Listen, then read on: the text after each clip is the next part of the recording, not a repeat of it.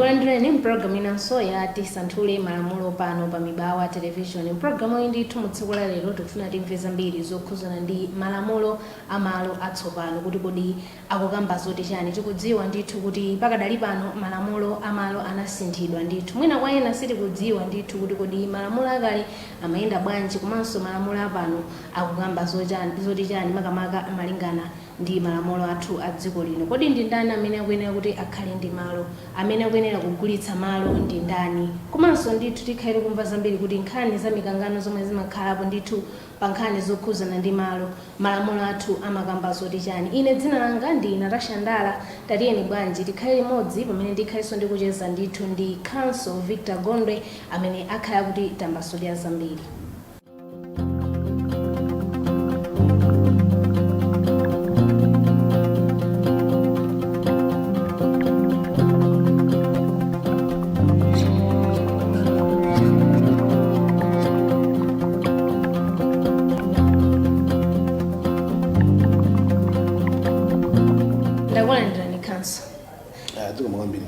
Chabwino ndimafuna ndidziwe ndithu kuti malingana ndi boma lathu komanso malamulo athu a dziko lino pamakhala kusintha kwa malamulo ndithu. Ndimafuna ndidziwe lamulo latsopano la malo kuti kodi likukamba zoti chani. Dziko mwambiri Natasha, inde ndizoonadi monga amene anthu mwina ambiri akudziwira kuti mchaka cha 2022 kunapangidwa kusintha kochuluka kokhuza malamulo amalo. Malamulo alipo ambirimbiri koma ndipanga focus kwambiri ndisimikitsa kwambiri pa malamulo a Land Act. Pali malamulo ambirimbiri imene anena mu constitution, customary Land Act, registered laws ambirimbiri, koma yomwe titanikirepo kwambiri yofunikira kwambiri yomwe ino ndi lamulo lenileni principal act pa chizungu matero ndi Land Act. Ndiye mu Land Act mwasinthizidwa zambiri zomwe poyamba sizinali choncho. Siningate kufotokoza zonse koma mwina ndingowunikirapo zofunikira kwambiri. Choyamba nchonena kuti pakali panopa munthu woti sinzika a dziko lino sangathe kugula malo. Poyamba paja zimatheka ndithu azonga zimayika mnews, mwina maona madebate mnews kuti yayi malo ati kugulitsa koma munthu unafuna kugulayo sinzika la mdziko muno koma topeleka notice ya 21 days. Ngati palibe munthu yomwe ndi dziko la dziko lino otakhoza kukwanisa kugula ndiye tiyena kumulola winayo woti siwa dziko la dziko lino kugula malowo. Koma zimenezo ndithu analeza kuyamba 2022 unless ngatino munthu uyo yomwe sinzika la dziko lino afuna kugula malowo for investment purposes tikozotero machizotake kufuna kumanga nyumba yokhala ayi. Ndiye pali ndithu company yomwe boma linakhazikika Malawi Trade Investment Center Limited yomwe imaona kuti uyu ndi akhoza kukwanisa kupanga invest ngatanga kwanise palizo ndondomeko yake. Koma apart from that munthu woti sinzika la dziko lino sangakhale ndi malo. Chachiwiri ndichonena kuti pano paso boma nakuti tikupita chisogolomo lizionetsesa kuti aliyense atisazikhalako ndi malo and minister apasidwaso mphamvu kuti munazika nomalire kuti munthu usagule malo ochuluka choncho. Poyamba kukhala maboti 100 poyamba zimatheka malingana ndi ndalama. Ndiye panopa malamulo kuti yayi pazikhala ceiling ndithu mene minister waonera kuti at least malo asangokhala kwa munthu mmodzi ola anthu awiri malo apangire distribute ndithu bwino kwa Malawi tonse.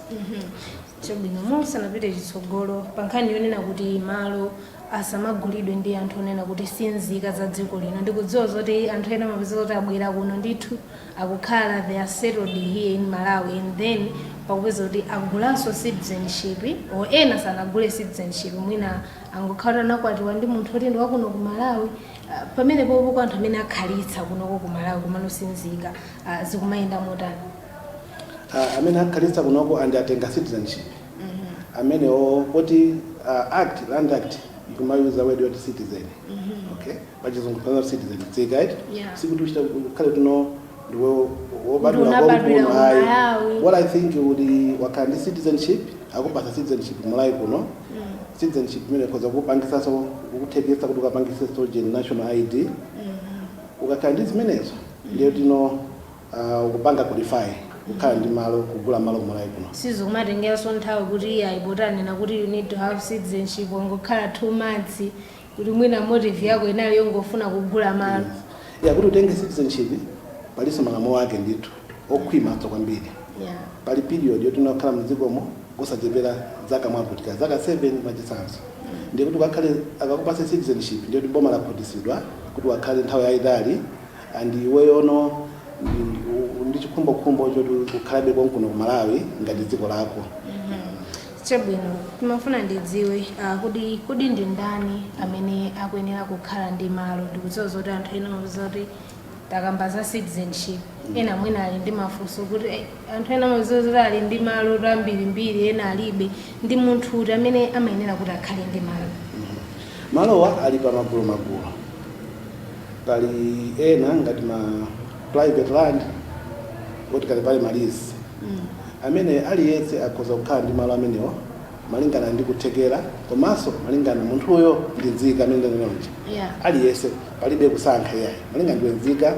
ndi kuthekera kuti akhoza kukhala ndi malowo koma mwina malono ena kuti mwina anthu uno yaonekere bwinobwino ndi malo akumudziwa kuti malamulo anasinthanso amene samavuta kwambiri yes masiku ano kuyambira 2022 anasinthanso malamulo kuti mmene mujamukhaletu what we call customary estates kuti munthu ndithu ngati pa family okay muzikhala ndi certificate ndithu kuti malo wandi yachani ndi anu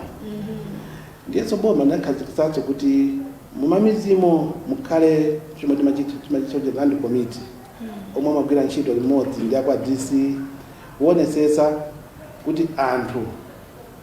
akamagulise malo chisawawa. In fact malo sakumuzi ndiolesedwa kugulisidwa ukhoza kungogulisa ngati mwina boma lakuloleza kuti mukatenge polisi ndiye mukatenge andipotenga lizipo mayenera kupanga konzati aliyense yomwe akukhudzidwa ndi malo aja andalandi committee yomwe mkulu wake wosogoleri wake makhala group village headman amene atayendepo aonedi kuti aliyense wakhudzidwa zonse zasachidwa bwinobwino ndipo mwana anga kulona kupanga lisi mukapanga lisi mwina ndipo mwe mukatha kupanga transfer lisi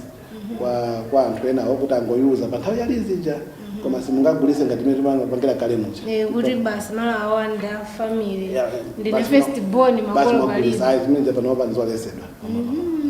Chabwino tibwere ku nkhani yomanga munakamba kuti pamakhala malo ena kuti awawa ndi a private awawa ndonena kuti ndi anthu ndithu nkhani yomanga imazavutanso kwambiri pa malamulo athu amanena kuti chani tikabwera ku nkhani zomanga malo onena kuti awa ndi aboma awa ndoti ndi anthu ndithu funso labwino kwambiri tingoti mwina kuyambira kale malamulo analipo ndithu onena kuti ukapasidwa malo for example kudzera ku lands or ku city ku housing mukalata yakupasira malo ija amayika ma conditions or even mulizi imene makati ma condition amenewa condition imodzi ndonena kuti uyenera kupanga develop malowo pasanaduse zaka ziwiri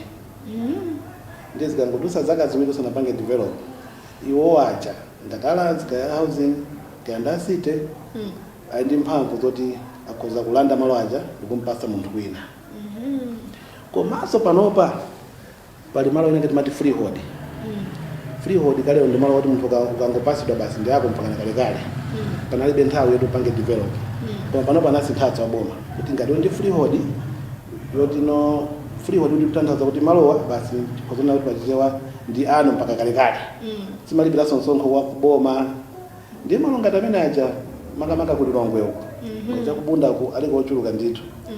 mungapita so ku bypass ku malo ngati amene waliko ndithu kuyambira 2022 boma likuti so yayi even malo out ndi freehold tikupasani 2 years kuti mmange ngati simanga malo abwera kuboma ndimvesese pamene po freehold imakhala nena kuti mwina malo oti anakusiyira makolo kapena onena kuti malo ake amakhala oti chani mwina anthu ndi chidufuna kumvesesa yes menda nena kuja ndipo mwachidule ndifotokoze motero malo ambiri omwe timapasidwa ku housing kapena kulandziwa amakhala lizohodi amakhala either 99 years ambiri mwina no 66 years kuti pakakotha zaka 99 uyeneranso kupanga new lease akhoza kulandanso malo aja amakhala ngati angokupasa ngati ndiwe tenant for 99 years akupatsa boma komano mwini wake amalowo ndi boma landlord amakhabe boma iwo makhanga tenant komano poti tenants yake ndi ayitali that's why umatha kupanga kuti tukuko kumene ukufunira pali matenants ambirimbiri koma leasehold nthawi zambiri makhala kuti na tenants yake ndi ya 10 yake kutalika kwake 99 years ndiye tikamati freehold palibe maliro amenewo sikuti after 20 years or 99 years akulanda hayi ndi yako mpaka na kalekale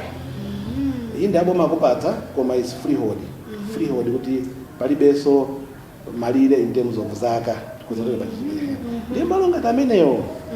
poyambamo akangokupatsa kaya usapangepo develop samakulanda yayi izinzawo mpaka na kalekale in perpetuity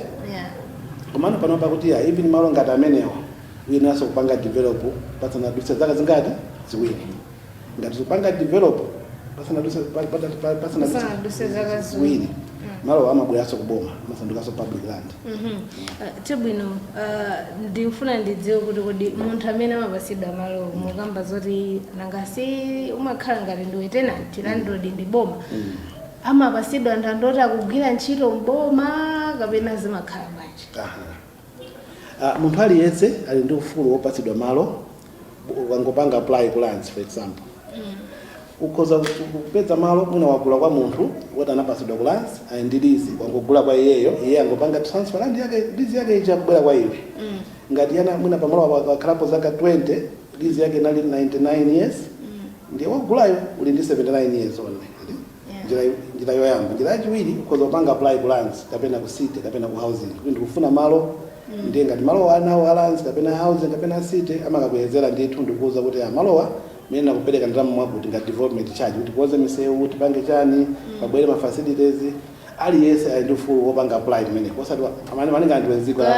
kuti ine ndilibe ma 1 million takupita ukapanga apply ndithu koma pali ma conditions umanena kulipira ndalama kwa housing kwa lands ndalama yake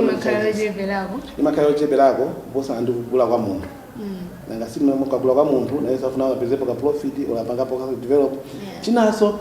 akangokupasa malo ngati sunapangepo develop sungagulise mwaje nzolesedwa zimenezo ungochoka kaya kabwe ngati sungathe that's why pali lamulo loti within 2 years upange develop ndi aboma ngangokupasa malo iwe malo ndokagulisa nzosaloledwa ndiye consent chilolezo choti musinthe ownership sakakupasa kuboma chifukwa choti amalesa kugulisa malo usanapangepo chani develop poti malo acha si yako ndi aboma iwo ndi tenant chabe mwina ndisanayiwalenso pa freehold pompo masiku analesa pulibenso akapasidwenso freehold koma kaleko ndithu ma freehold anali kwambirimbiri ochuluka especially I think nangasipi malo khangati akuchepa anthu tikuchuluka ndiyo tangompasa munthu mmodzi malo wampakana kalekale amaona ngati minano pasakhaleno boma limakhanga tatamangidwa kuti malo wasingapeseso munthu wina iyayi angopasa kwa anthu aja mpakana kalekale iye timina papa malopo ndipofuna pabwere chitukuko china pabwere anthu ena kuti akhoza kutukulapo mu town ikukula zotsezo so mina tata ninkalira zotsezo that's why abweresaso lamulo lilo divino tapata khala ndi yani freehold kuyenera kumanga 2 years andiso kuyambira 2022 munthu sangakupasesa freehold unless omwe ali ndi ma freehold okukana apeza kalekalewo chabwino ndi ndani amene ali ndi mphamvu zogulitsa malo kugulitsa malo mene ndafotokozera poyamba muja ndi munthu yemweno aliyense yemwe ali ndi malo akhoza kugulitsa malowo ngati private land ukhoza kugulitsa ngati muli ndi nyumba muli ndi ma title deed ndinololedwa ndithu kugulitsa bora musatire zomwe boma limafunazo mukalipite kusonkho ngati palina kulipiridwa kusonkho mupite kulanzi mukatenge chilolezo choti mukhoza kusintha ngati malo wandalansi or ku housing kapena na city koma kakhalako mudzi ndondomeko yake janafotokoza poyamba ija kuti malamulo kuyambira 2022 onera kuti yayi malo wasimukatani simukagulitsa koma mukafunisitsa panganirizi liziyo anthu onse avomereze kumudzi kuja kuti mapangalizi aliyense okhuzula ndi malo aja the land committee yomwe yanapasidwa mphamvu ngati trustee komanso ngati woyang'anira malo akumudzi aja musogozedwa ndi ya group village headman aonesese kuti ndondomeko yonse yasatiridwa iwonso amathandizira mwenda mwa maofesi wa DC kuwapasa uphungu woti adzidziwa kuti malamulo akutani ndiye mukana mukasatira malamulo amene yonseyo iniyo ngati family mukhoza kugulitsa koma ngati ena kukana ndiye malo sangatani sangagulitsidwe chabwino programu ikupitirira ndi chidwi kwambiri ufuna kudziwa pa nkhani ya mphamvu yako munthu amene amagulitsa malo taona mafumu ena mapeza kuti ayi mudzi muja angogulitsa ndithu malo tikupitirira ti programu imene ya tisanthule malamulo pano pa Mibawa television programu imene ndithu tikumva zambiri zokhuzana ndi malamulo atsopano okhuzana ndi zamalo ndithu pamene tikucheza ndi Council Victor Gondwe amene ndithu akutifotokozera zambiri tipumekayi tikachoka kumeneku tizamve zambiri.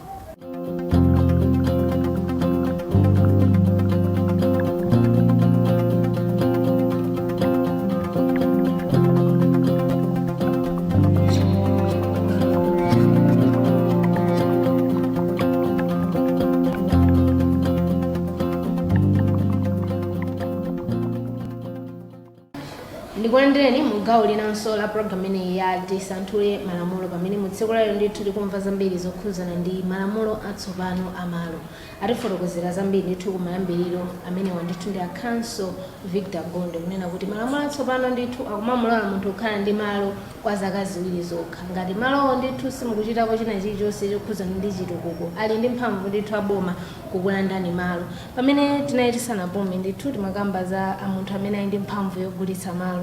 taonapo ndithu mafumu ena pwezoti ayipoti ine ndi fumu malo angawo awasakumangapo olo kapena kugulitsa malo oti anagulitsa kale malamulo pamenepo amakamba kuti chani? Chabwino choyamba kugulitsa malo kwa anthu awiri ndi mlandu otsowa pawo kamenewa anthu aja akhoza kukusumira kuti abweze ndalama olo apolisi amene akhoza kumanga ndi kubananga kumeneko pamenepo sukugwirizanso ndi za malo yaye waba kumeneko ukhala ngati wangogulitsa malo oti ulibe takuchaja obtaining money by force pretense mlandu yambirimbiri ndiye choyamba tidziwe kuti malowo ulibe wagulitsa ndi mlandu umenewo uli nawo wagulitsa kwa anthu awiri ndi mlandu umenewo izo totayika pambali funso lina kuti kodi ali ndi mphamvu yogulitsa malo ndi ndani nkhani imene imakhadi nkhani kwambiri makamaka mamalo a customary landawa kuti ena antaoni wamakhala anthu ani mapepa private land sizovota kwenikweni bora wangasatira zomwe boma likufuna wakwanisa zomwe imala ikufuna ukhoza kugulitsa bwino komano mamedzimo ndiye kumakhadi ani malo ambiri ali mamedzimo tosefe takati kugula malo mamedzimo zimachitidwa ndithu mpaka pano paso zikuchitika ndithu malamulo amene anangosidwa 2022 so pakali pano boma singisinakwanise waphunzitsa anthu madera onse ika ma resources okwanira kuti malamulo azisatira bwinobwino so tikuona abe zikuchitika abe ndithu or even payambamo ukafuna kugulitsa malo customary land simati kugulitsa amangokupasa chipepeso it's not kugulitsa amangokupasa chipepeso kuti yayi pepani kuti malo magulitsa ngokukonani pang'ono ndiye ukamane agreement somalemba soti sale agreement imakhala ngati compensation kulize even iso ukafusata ndolomeko yakaleyo umaena nabe kuonetsetsa kuti eni ake amudzi omwe mukutenga kumalowo onse akudziwa onse agwirizana that's why panali timati chief consultation forms fumu jamena kuonetsetsa kuti sanasaine mafomu aja ndi anthu eni ake aja mwadani mwathana andi palibe milandu pamalopo pakhala milandu fumu simasaina pakhala kuti ena achibale akususa fumu simasaina that's why fumu yakumeneko imene isaine madocuments aja sanapite kuboma kuti wogula uja ampase lisi so ndondomeko yake angoisintha pang'ono in terms of system komano zochitika pa ground sizinasiyane kwenikweni chabwino situation yonena kuti mafumu amakhalanso ndi mphamvu yosayinira malo oti munthu kufuna kugula pamazozona kuti mwina malo aja anali yonena kuti anthu mwavomereza kuti malo awo ati kugulitsa kandi family mwavomereza malo aja magulitsa mafumu asayina pakuzabwera wachibale wina wangotumphuka kuchokera kuti malo awo mwagulitsa bwanji payambano ziwawo ano pamene popo zimayenera kuti ziyende motani malingana ndi malamulo athu yatiko kwambiri kubwerapo kwa fungu zasayinira ndikuti aonesese kuti zimene zoti zachitika iwona ngasi amadziwa kuti family yakuti kuli wakuti olo malo awa si ya family iyi koma ya family idiyo iye ngati fumu village headman amasayina ni village headman komanso amakasayinaso DA wadera limenelo malamulo kumpasa mphamvu zimenezo ndikuonetsetsa kuti iyeyo aonetsetsadi kuti achibale onse atani akhuzidwa. Indedi ngati wachibale wina sanamuudze sakudziwa mangogulitsa panokha nanga naye osasaidika interest imeneyo akhuzadi kubwera zapangati challenge ikhala family issue imeneyo sopano kuti apange lizovuka mupanga lizovu bwanji mumpasako ndalama zamagulitsa zija kapena ngati muti amalo tipange cancel agreement report anzathu ena sana kugwizana nazo sitinafunse tinalakwisa ndondomeko timpanga compensate bwanji wogula ujeti napopo ndiye kuti pamene kuti wogula uja apangidwe compensate ngati zafika pamene obviously ana upangidwa compensate kaya mnena kuti iyayi chabwino tikupase malo ena tiyambireso wanu kaya iyayi tikubweze ndalama zakozi ndi interest zilikuwa ino ngati family komano choti anthu tidziwe nchonena kuti tisanagulise malo akumudzi kwa anthu chonde aliyese adziwe aliyese avomereze yemwe akukhuzidwa ndi malowo afumu asanasayinire chani mafomu timanenaja chabwino nanga munthu ngati wagulitsa malo apabanja ndithu nena kuti inuyo mwangogulitsa panokha ukamba zanoti poyamba pachati mayamba kuti mwavomereza komano inuyo kwanokha mwangogulitsa malo aja kufuna kwanu kuti mufuna ndalama zimayendanso motani ndithu pamene zikatero ndiye kuti checkpoint yoyamba tikunaona road block yoyamba ndi ya village headman poti munthu wogula uja akangogula choncho chabwino koza mali mapo ngati ena chasakuvuta koma kuti apangise lease malo aja achoke ku customary land akhale ngati no leasehold land akapangidwe register deed ku deed register ku Lilongwe yomwe tamva kuti yapyazana zanali ma documents amakhala kumeneko kuti iyeyo akakhala ndi document yoti apakaboma akapange register sakhala nayo pokhapokha afumu asayinire chief consultation form ngati process ya mayambiro kwenikweni pali maprocess ambirimbiri koma iye mayambira ndiyo imeneyo ndi afumu aja sayinira kusayina asanapange confirm kwa achibale nonse ena akakhuzwa ndi malowo kuti nonse mwavomerezana andi pamalopo palibenso milandu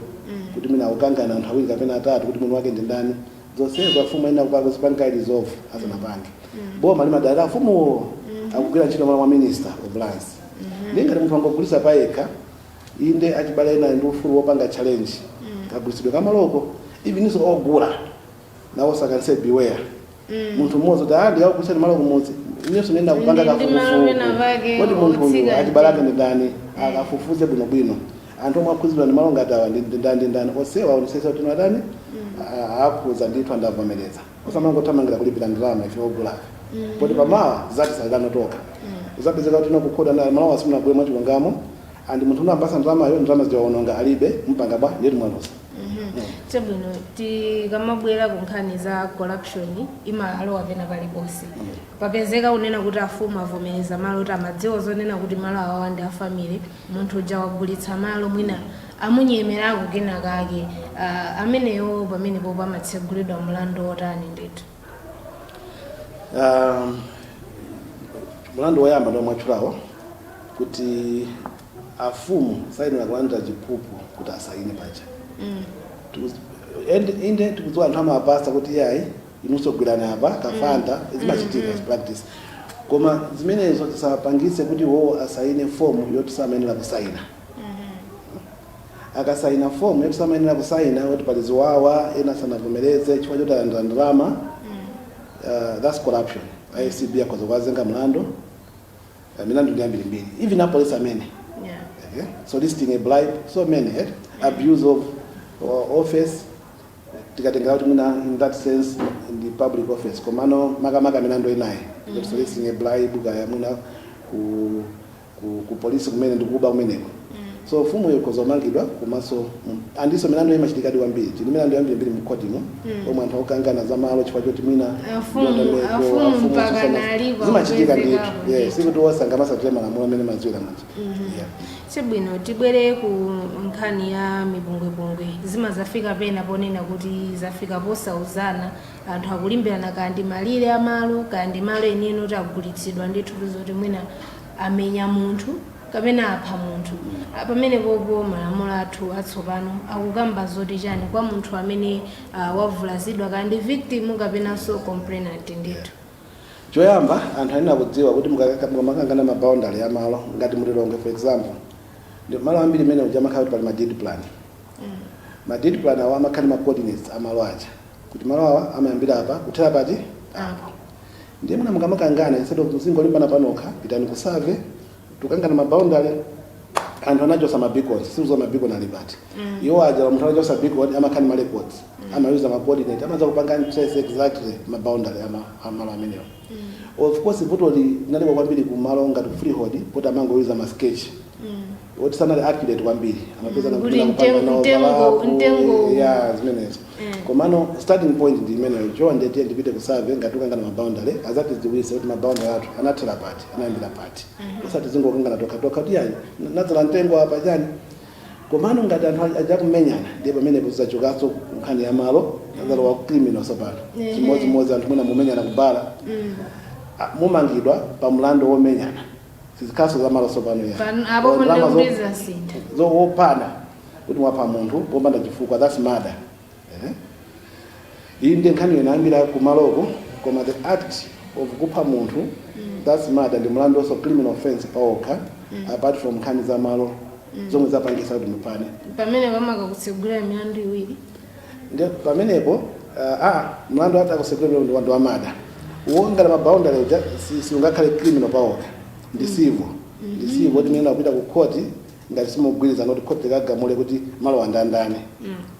koma mukamenyana chifukwa chokangana za malirezo now that's criminal sopano izozo ndi yakumangani sopano apolisi koma sanga kugwira chifukwa chomukangana maboundary ayi ngati mukangana genuine right kuti mkuziwadi nonse simukuzoti boundary ngati imene basi ndi civil case muzikathala ku court kapena ku survey kapena ku lands chabwino lamulo la tsopano linditronena kuti pazaka ziwiri ngati simunapange chitukuko china chilichonse boma linde mphamvu kukulandani malowa ndaonapo ndithu kapena kumva madandaulo a anthu ena onena kuti mwina ine ndimafuna ndimange kampani yanga pamenepo nde nkhani ya ndalama imazavuta ikukhala ngati kuti akudandaula kuti kwapanga restrict ambiri ndithu mwina inuyo ngati munthu mmodzi amene mmaziwa za malamulo muyankhulapo zotani choyamba ukamapanga apply land malamulo ukamapanga apply kuti ukufuna malo amakuza ma condition ulindira mazingati opanga develop amayang'ana zimene zisopasa malo ndio umapanga degree yaweka ndindira mwakuti akaona zimenezo ndiye mwana wake timpase malo munthu uyu kapena AI nanga ndikomesho kufuna ma building akhale utali za mutano azakwanisa aboma ena kuyang'ana zimenezo asana kupase malo komabe zimatheka adi mene mafotokozeramo I think ukoza kulemba pempho katikalata kulansi ndichonde isanakwate 2 years ndimaena kuyamba koma ndakumanza ovuta mwakuti ndimafuna extension zimachitika zimenezo koma kuti wangokhala chete mpaka 2 years jaite kena mafuna kulanda kuti nalibe ndalama pamene zimazavuta chabwino pomalizira penipeni malamulo atsopano akumteteza bwanji mwini malo kati ukamba boma akuti malo aja asatengedwe kapena kugulitsidwa choyamba mena nena muti aliyese aonesese ngati malo andi yake ayambe kuziteteza pa yekha aonesese ma documents anawo akuwasunga bwino chisanzo zakulilonga kuregister ma documents akuti apya of course boma utapanga backup bese kulibeko kumene kuchi iwenso ma documents azaulibe zikhabovuta kuti upange short malo anda ako ndiko kuziteteza wekha pakhalatu mukangana chachiwiri ndichonera kuti nanga siboma namakhali ma records ndiyeno masiku ano amafuna kuti munthu wina ngati wapita kulansi ndifuna kusintha plot aonesese kuti abweza ID yake kuti sandizika za malayi kuno amapangaso cross check ma signature then so pali ndithu ndondomeko zingapo aboma amafunaso kuti timpase kai chilolezo tisanasinthe ndondomeko yobeka chilolezo amapanga kai check zonsezo kuti munthu wake akugulisa ndiyo moyodi kapena ndi madobadoba moyo antown poti mulongo zilikomwe kwambiri ndiye ndithu pali ndondomeko zokhwima zomwe zili ma system akulansi aku housing zoonesesa kuti asanasinthe title kupita kwa munthu wina iwo ndithu apanga kafukufuku wokwanira kuti amene akugulisa ndi munthu wakedi that's why so even MRI amalowapo akupasa kai clearance pali pesa msonkho umeneko nawo samafuna sama documents awo pamene paja Chabwino ndathokoza kwambiri kuti tacheza nanu tadziwa ndithu zambiri malamulo amene wawa zikomo mmene munso ndithu ndimene ndamalizira kucheza ndi Council Victor Gondwe amene amatifotokozera zambiri zokhuzana ndi lamulo latsopano lokhuzana ndi zamalo ndithu pamene pali madandaulo ambiri ndithu kunena kuti lamulo limeneli munthu azipasidwa zaka ziwiri zonena kuti azikhala ndi mphamvu yokhala ndi malo pakadusa zaka ziwiri ngati simukupanga china chilichonse pamalo amenewo ndithu musakupereka ripoti ina iliyonse kapena kupanga apply kunena kuti iyayi malo angawo azandivuta ndi kuti muzalandidwa malo amenewo koma fotokoza bwino kunena kuti pakuyenera kuti pazikhala ndondomeko zoyenera kuti inuyo malowo mukhale kuti akhalebe anu komanso mafumu ndi adindo osiyanasiyana tionetsetse kuti malo tikamagulitsa kapena kupereka kwa anthu pazikhala ndondomeko zoyenera komanso kwa ogula tikhale osamala kuti tizikhala ndi madokumenti oyenera kuti malo athu asagulisidwe ndi kulandidwa ndithokoze Smile Hamilton amene anali pakamera komanso mkonzi wa programu ineyi Tionge Nyirenda ine dzina langa ndi Natasha Ndala mupitirize kuonera programu otsatirawo.